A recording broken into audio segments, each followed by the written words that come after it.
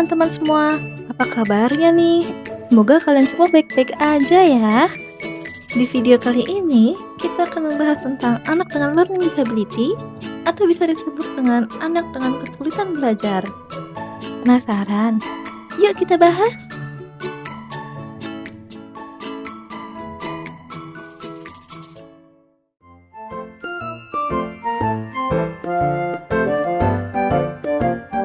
Learning disability mengacu pada kelainan neurobiologis yang berkaitan dengan perbedaan cara kerja dan struktur otak seseorang.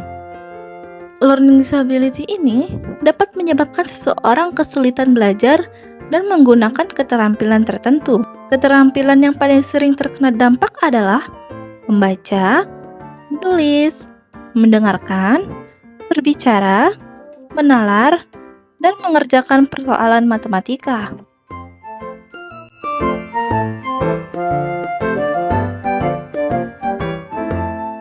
Jadi, apa penyebab dari anak dengan learning disability ini? Saat ini, penelitian menunjukkan bahwa penyebabnya lebih beragam dan kompleks. Bukti baru nampaknya menunjukkan bahwa sebagian besar anak dengan learning disability ini tidak berasal dari satu area tertentu di otak, namun dari kesulitan dalam menyatukan informasi dari berbagai wilayah otak. Lalu apa saja yang menyebabkan anak mengalami kesulitan belajar? Yang pertama, ada faktor genetik.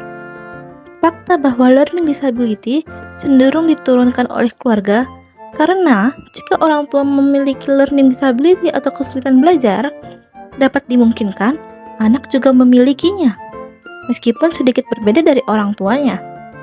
Jadi, apa maksudnya sedikit berbeda dari orang tuanya? Misalnya orang tuanya memiliki kesulitan belajar dalam hal membaca, maka anak dapat mengalami kesulitan belajar dalam hal menulis. Hal ini mungkin terjadi karena kemungkinan yang diwariskan oleh orang tua adalah disfungsi otak halus yang menyebabkan anak dapat mengalami kesulitan belajar. Yang kedua ada rokok, alkohol, dan penggunaan obat-obatan lainnya.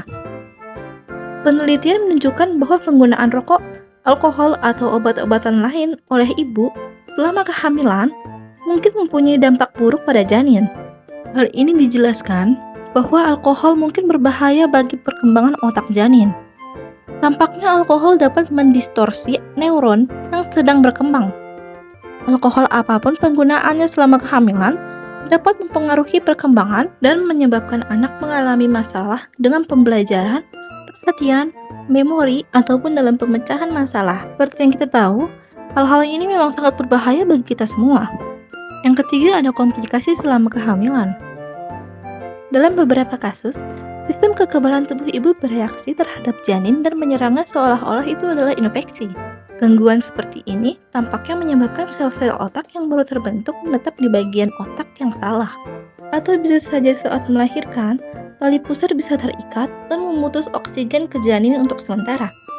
Hal ini juga dapat mengganggu fungsi otak dan menyebabkan anak mengalami learning disability.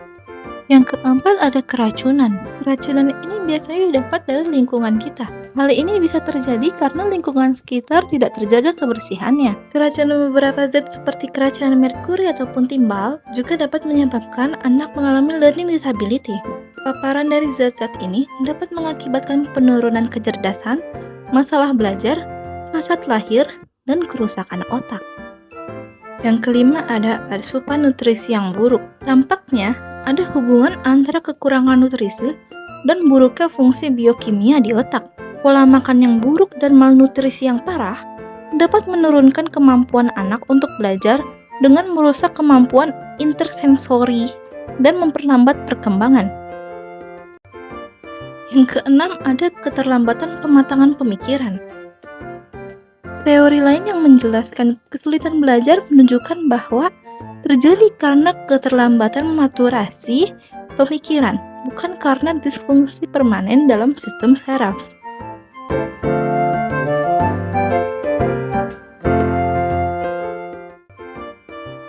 Apakah kalian ingin mengetahui klasifikasi dan karakteristik dari anak learning disability ini? Ayo kita simak. Adapun kesulitan yang pertama yaitu kesulitan mencapai prestasi akademik dan kesenjangan prestasi. Yang kedua, ada kesulitan pemahaman membaca. Yang ketiga, ada kesulitan pemahaman berhitung. Yang keempat, ada kesulitan pemahaman menulis. Yang kelima, ada anak dengan kesulitan berbahasa. Yang keenam, ada anak kesulitan dalam fokus. Yang ketujuh, ada anak kesulitan dalam mengingat. Yang kedelapan, ada anak kesulitan dalam kemampuan kognitif dan metakognitif. Yang kesembilan, ada anak dengan kesulitan dalam bersosialisasi. Yang kesepuluh, ada anak kesulitan dalam memahami nonverbal. Yang ke-11, ada anak yang memiliki masalah dengan motivasi. Dan yang terakhir, ada anak yang mengalami kesulitan dalam persepsi. Nah teman-teman, dari penjelasan yang aku kasih, kira-kira kalian udah pada paham belum? Kalau kalian belum paham, boleh ya komen di bawah. Sekiranya segitu dulu yang bisa aku sampaikan. Semoga kita dapat bertemu lagi di video selanjutnya. Bye-bye!